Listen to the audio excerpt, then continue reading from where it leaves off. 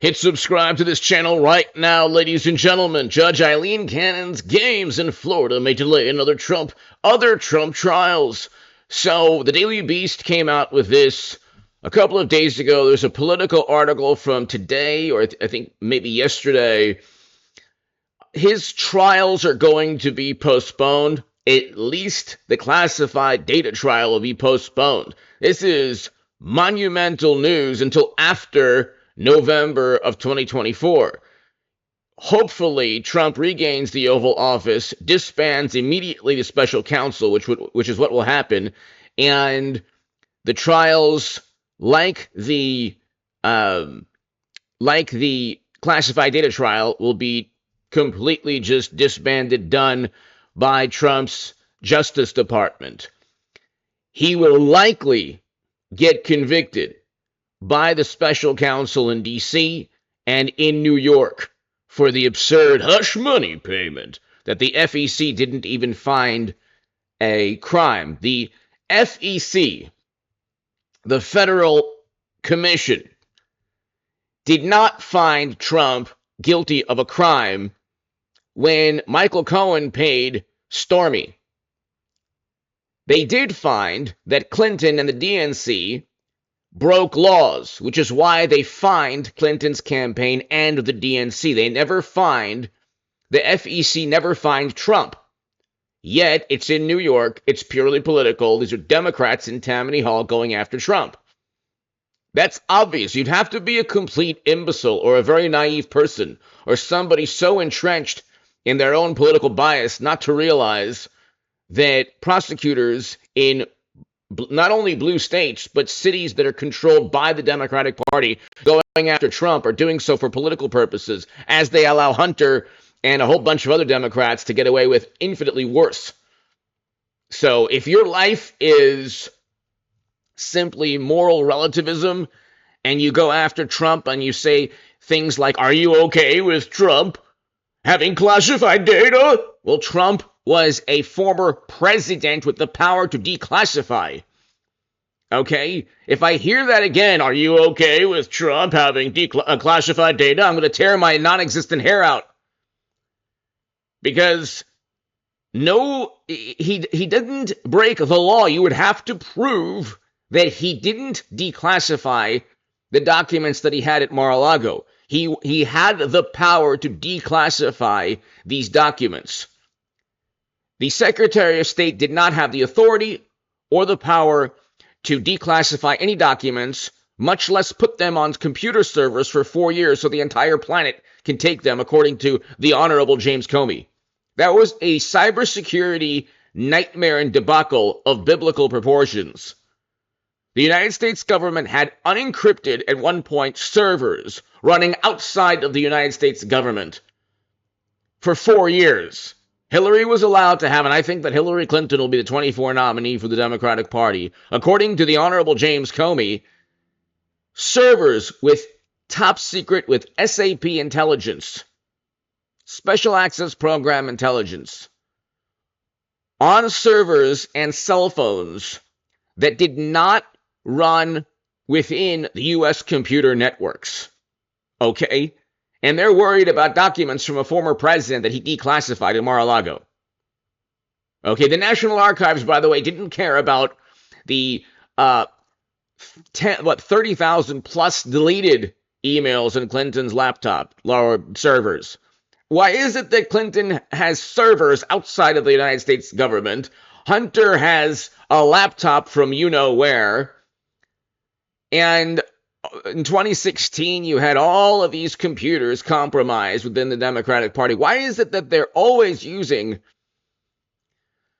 a laptop or a server or a phone to do no good, to implement their corrupt activities? Yet Trump has, puts documents he declassified in a storage room in Mar-a-Lago, and it's the end of the world. Anyway, Judge Eileen Cannon's... Okay, so here you have a Daily Beast article. The thing is, and here we go right here, the thing is it puts them in limbo. Another judge could schedule something in May, but may not want to because it's possible trial will still go on in May. If you're a cynic, and I'm not, you might say this is deliberate, that she deliberately did this, said the former CIA person, okay, so lawyer, so it's like, no, she didn't deliberately do it. Clinton had top secret intel on computer servers. Yet Trump, they're obviously going after the Justice Department, obviously is going after Trump. Within Biden's administration, going after Trump because of political purposes. If they don't indict Clinton because of no reasonable prosecutor would indict, according to the Honorable James Comey, when there's servers running outside of the United States government without government firewalls, completely independent of scrutiny or Freedom of Information Act requests, nobody knows how. Not one Democrat on the planet, not one cybersecurity or national security expert knows how. Madam Secretary, for 4 years, was able to, along with a team of people in President Obama's administration, transfer top secret or classified data onto emails stored within computer servers that were not connected to the United States government. Could you imagine doing that at Microsoft or Apple or any hedge fund or any firm? Could you imagine going into McDonald's as a manager and then just setting up your own computer server? I guess, maybe that's possible, but not the State Department. You certainly couldn't do it at Apple or IBM or Microsoft. Could you imagine going to Apple and then just saying, oh yeah, you know what? These are my own servers. I'm not going to use the company email. Clinton never had government email. Trump did. Big difference. Huge difference. Okay? So, nobody knows how classified data was transferred onto Clinton's servers. And for 4 years, you had the entire world, almost certainly, according to the Honorable Michael Hayden and the Honorable James Comey, taking that information, hacking that information, because it was out there for every foreign intelligence adversary to acquire. But with Trump, it's the end of the world. And of course, there's a hush money payment. He'll get convicted. He'll get convicted also of trying to foment a rebellion, which of course he didn't. And those convictions will be overturned eventually by the Supreme Court. Because the indictments do not list the exculpatory evidence, number one. They don't even make mention of the obvious exculpatory evidence when Trump said peaceful and patriotic and do everything peacefully. He stated that within his speech. So how one judge is slowing down one of Trump's biggest criminal cases. When you hear that Trump is a criminal, the reality is that the people going after him have committed crimes. The average person, the average Democrat will believe that Trump is a criminal no matter what. Before he even stepped foot into office in 2016, he was a criminal. Okay, as they were watching him for years and years in The Apprentice. But the reality is that these people going after, I should say, the political party going after him is covering up Hunter and other people. They've committed crimes. The president, mashed potato brains, our current president, enriched themselves. They got money for favors.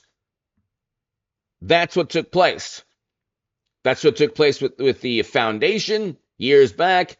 And that's what took place. People were giving money to Hunter and Joe. And they were doing so for access to the United States government. None of that happened with Trump.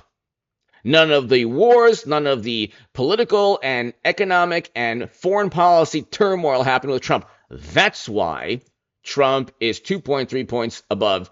He'll probably be up after he's convicted twice. He'll probably be up twice or three times. He won't be convicted in Florida. Okay, and the Florida case might actually force the other cases to be postponed, like Politico and the Daily Beast stated. So, you have to ask yourself, the American public He's not, and you can say, well, it gets the Electoral College and all that. And the American public does not want mashed potato brains anymore or Democrats in the Oval Office. They want Trump. And they know that everything is political against Trump. Give me your thoughts below. Hit subscribe. Right now, I'll be back in December every single day doing live streams and at least 3 to 4 a day. We'll get the channel rolling in December on December 1st. Thank you.